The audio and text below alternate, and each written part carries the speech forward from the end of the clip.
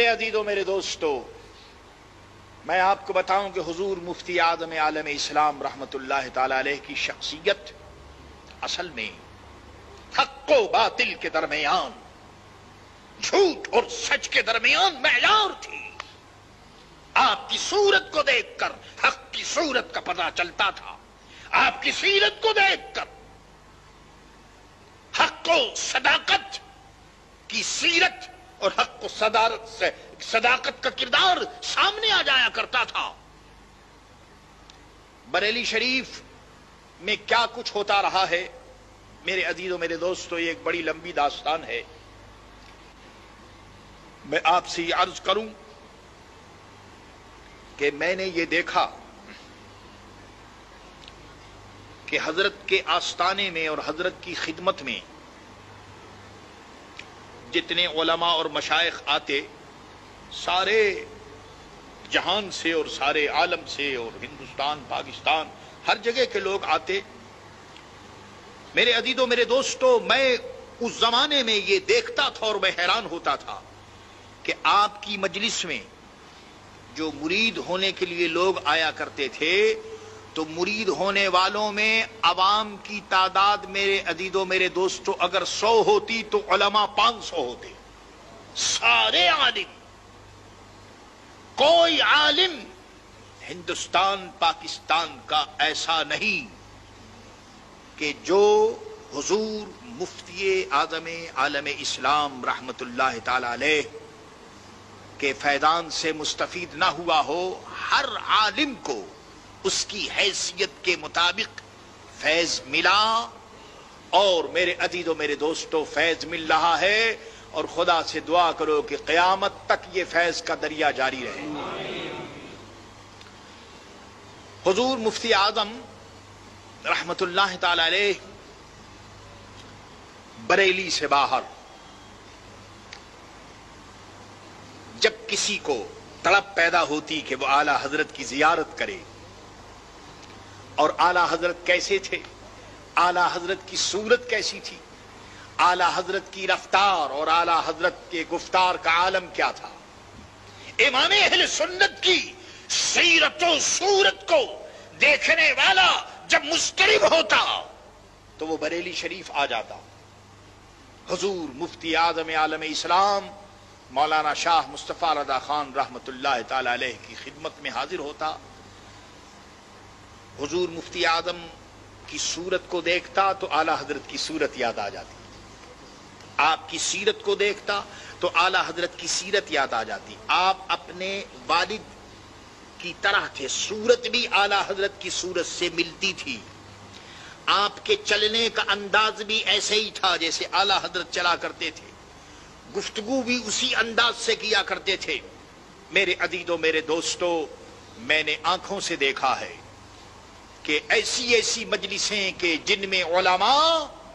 سینکڑوں کی تعداد میں ہوتے، بڑے سے بڑے، بڑا سے بڑا عالم اور بڑا سے بڑا شیخ بھی وہاں موجود ہوتا۔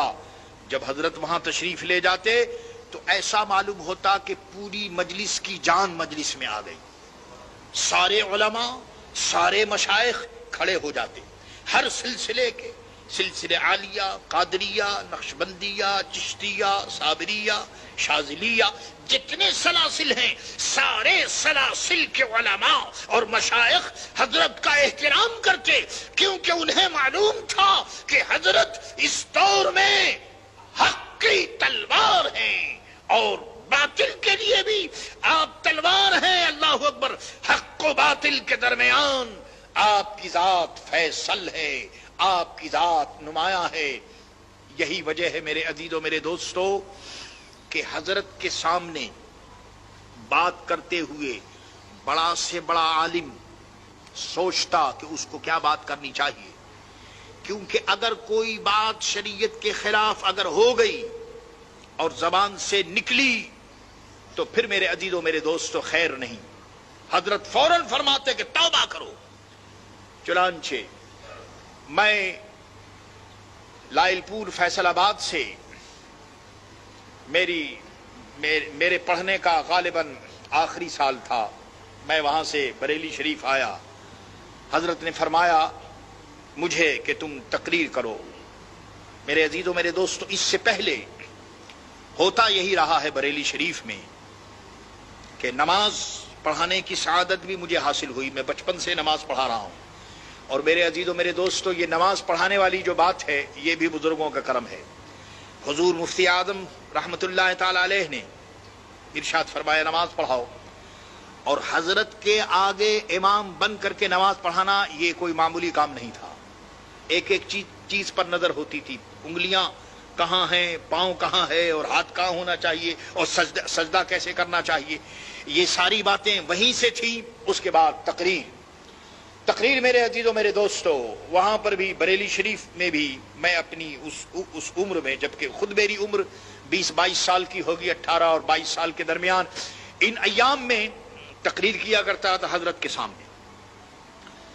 میں نے وہاں دیکھا کہ ایک عالم، ان کی زبان سے ایک ایسا جملہ نکل گیا جو صحابی کے شان کے خلاف تھا۔ فوراً آپ نے اسی وقت فرمایا کہ مولانا توبہ کیجیے۔ میرے عزیزوں میرے دوستو، یہ تو میرے سامنے کی بات ہے، اب میں آپ کو بتاؤں کہ سنبھل ضلع مراد آباد اس موقع پر ایک عظیم علماء کا اجلاس تھا، سینکڑوں علماء اور ہزاروں سامعین ان میں موجود تھے۔ اس اجلاس میں ایک بہت بڑے شیخ، بہت بڑے عالم، بہت بڑے پیر، ان کے سلسلے میں ہزاروں عوام تھے اور سینکڑوں علماء ان کے مرید، وہ تقریر فرما رہے تھے، تقریر ان کی ہو رہی تھی، اور پورے مجمع پر سناٹا تھا، ہر شخص حضرت کی تقریر سن رہا تھا، اور حضور مفتی اعظم بھی وہاں بیٹھے ہوئے تھے۔ حضرت تقریر کرتے کرتے ایک جملہ ایسا نکل گیا زبان سے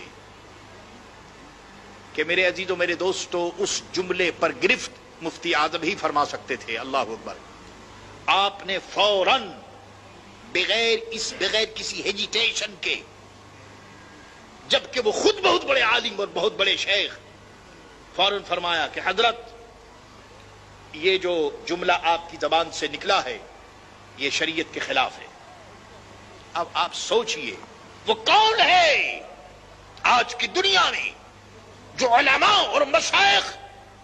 کے منہ سے اگر کوئی لفظ شریعت کے خلاف نکل جائے، میرے عزیزوں میرے دوستو، گرفت کرنے والی وہ ایک ہی ذات تھی جو آج سے 1 سال پہلے اپنی اللہ کی بارگاہ میں پہنچ گئی۔ جب وہ حضرت نے جب یہ بات سنی تو ان کو تو جناب پسینہ آ گیا، وہ بہت بڑے شیخ تھے، بہت بڑے عالم تھے، پسینہ آ گیا، اور انہوں نے فوراً یہ اعلان کیا کہ چونکہ مفتی اعظم یہ فرما رہے ہیں کہ یہ لفظ صحیح نہیں ہے اور شریعت کے خلاف ہے، اس لیے میں توبہ کرتا ہوں۔ میرے عزیزوں میرے دوستو، حضرت کا یہ فیضان ہندوستان میں ہر جگہ تھا، اور یہی وجہ ہے کہ مقرر جو کام تقریر سے نہ لے سکتے تھے، حضرت کسی جگہ اگر تشریف فرما ہو جائیں تو بس تشریف فرما ہوتے ہی پوری مجلس پر ان کا فیض جاری ہوتا تھا، اور ہر شخص یہ سمجھتا تھا کہ اللہ اکبر، ان کو حضرت کی ذات گرامی سے فیض مل رہا ہے۔ میرے عزیزوں میرے دوستو، یہ تو ہوتا رہا ہے عام طور سے کہ جب مرید اپنے شیخ کی بارگاہ میں جاتا ہے تو کچھ نہ کچھ نظر پیش کرتا ہے، اور ویسے بھی اخلاقاً بھی یہ تقاضا ہے کہ جب کہیں آدمی جائے تو کچھ نہ کچھ نظر وہاں پیش کرنا چاہیے۔ کسی دوست سے ملنے کے لیے جائیے تو یہ اخلاق کا بھی تقاضا ہے، اور اسلام کا حکم بھی یہ ہے کہ بھائی ہدیہ ایک دوسرے کو دیا جائے۔ طریقت کے خانوادے میں یہ سلسلہ بہت پرانا ہے کہ نظر پیش کرنا اپنے بزرگوں کی بارگاہ میں۔ حضرت کے یہاں میں نے یہ دیکھا کہ مریدین آتے، اور مرید تو وہی سب علماء ہوا کرتے تھے، زیادہ تو مرید علماء ہیں، اور اس کے بعد پھر ایسا شیخ، اللہ اکبر، کہ میرے عزیزوں میرے دوستوں، گیا محتاط اندازے کے مطابق 1 کروڑ، اللہ اکبر، 1 करोड़ से ज्यादा अफराद आपके मुरीद हैं, पूरा बंबई से लेकर और कलकत्ता और कराची। और कलकत्ता और कराची की बात मैं आपसे क्या अर्ज करूं, जब हजरत मदीनतुर रसूल में और मदीने तैयबा में जब आप हाजिर हुए तो वहां के उलमा और मशाइख हजरत मुफ्ती आजम की खिदमत में आए और उन्होंने इजाजत ली, उन्होंने सनदें ली। अल्लाह अकबर। तो मैं अर्ज कर रहा हूं कि इतनी बड़ी शख्सियत, लेकिन उर्स में होता क्या था, उर्स में जब लोग आते तो जितना नजर हजरत की खिदमत में पेश किया जाता उससे ज्यादा हजरत अपने मुरीदों और उलमा को आप खिदमत करते। चुनांचे यही वजह है कि हजरत के आस्ताने पर जो भी जाता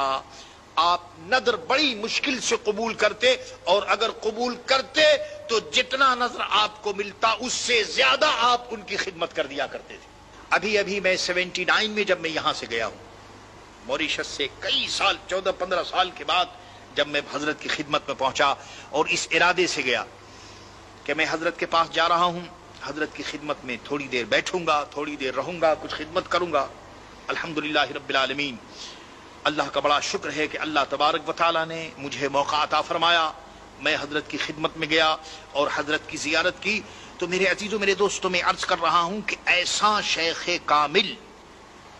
कि जिसने अपनी पूरी जिंदगी कुरान और सुन्नत की इशाअत में जिसने अपनी पूरी जिंदगी गुजार दी और कानून इस्लाम की तरवीज में और रिवाज देने में आपकी जिंदगी गुजरी। मेरे अजीजों, मेरे दोस्तों, इस सदी ने ऐसा अजीम वली, ऐसा अजीम मुफ्ती और ऐसा अजीम शेख न देखा होगा। आज हुजूर मुफ्ती आज़म आलम इस्लाम रहमतुल्लाह तआला अलैह की बारगाह में हम सारे के सारे नजराने अकीदत पेश करने के लिए यहाँ हाजिर हैं। मेरे अजीजों, मेरे दोस्तों, आप अच्छी तरह जानते हैं कि हजरत ने एक बात बताई, शरीयत पर मजबूती, शरीयत पर इस्तेहकाम और शरीयत के बगैर तरीकत नहीं है। जहां शरीयत होगी वहीं तरीकत होगी, शरीयत के बगैर मेरे अजीजों, मेरे दोस्तों, तरीकत का कोई वजूद नहीं। हजरत को मैंने देखा है और किस अंदाज में देखा, आपको पता है कि मेरा और बरेली शरीफ का सबका आस्ताना है मारे तैयबा। हमारे सारे शेख और पीराने तरीकत सब मारे तैयबा में जलवा फरमा। हजरत सईदी आले रसूल, हजरत अबुल हुसैन अहमद नूरी, हजरत अबुल बरकात, हजरत सैयद जलील, ये हजरत इश्की, सारे के सारे ये जो शजरे में दीन और दुनिया के मुझे बरकात दे, बरकात से इश्क हक दे, इश्क इंतिमा के वास्ते। तो ये हजरत सईदी अबुल बरकात से लेकर के और दिल को अच्छा, तन को सुथरा, जान को पुरनूर कर अच्छे प्यारे शम्स दी बदरुल उला के वास्ते यहाँ, और फिर हजरत अबुल हुसैन अहमद नूरी, ये सारे के सारे का वहीं जलवा फरमा है और ये सब आस्ताना उनका है मारे तैयबा में।